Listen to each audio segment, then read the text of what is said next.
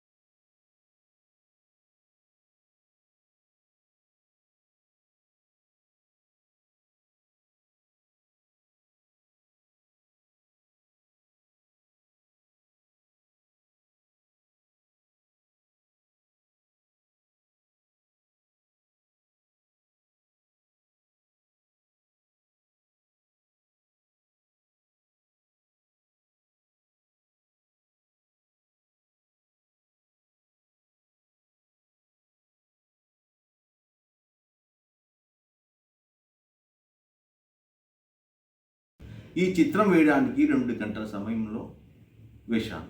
అటల్ బిహారీ వాజ్పేయి గారు నీతిగల రాజకీయ నాయకుడు, జీవితాన్ని దేశానికి అంకితం చేసిన గొప్ప నేత. డిసెంబర్ 25, 1924న ఆయన పుట్టినరోజు. ఆయన శత జయంతి సందర్భంగా అటల్ సుపరిపాలన దినంగా భారత ప్రభుత్వం ప్రకటించింది. దేశవ్యాప్తంగా ఆయన విగ్రహాలు ప్రతిష్ఠ చేసి ఘనంగా జయంతి వేడుకలు నిర్వహిస్తున్నారు. ఇది చాలా సంతోషం. ఎందుకంటే మహానుభావుడైన భరతమాత ముద్దుబిడ్డ, ధైర్యశాలి, బహుముఖ ప్రజ్ఞశాలి, మచ్చలేని మహామనిషి. 3 సార్లు ప్రధానమంత్రిగా చేశారు. మంచి పరిపాలన అందించారు. వాజ్పేయి గారు బ్రహ్మచారి, దేశ సేవకే అంకితమైన ఆ కారణం జన్ముడైన ఎంతో పవిత్రమైన ఆ మహానాయకునికి ఎంతో పవిత్రమైన హిందూ సంప్రదాయాలకు పూజకు ఉపయోగించే పసుపు, కుంకుమ, గంధం, సింధూరం వంటి పూజ ద్రవ్యాలతో ఆయన చిత్రాన్ని వేసి చిత్ర నివాళులు అర్పించారు. నిజంగా ఆ గొప్ప నాయకునికి ఈ చిత్ర నివాళులు అర్పించడం చాలా సంతోషం ఉంది.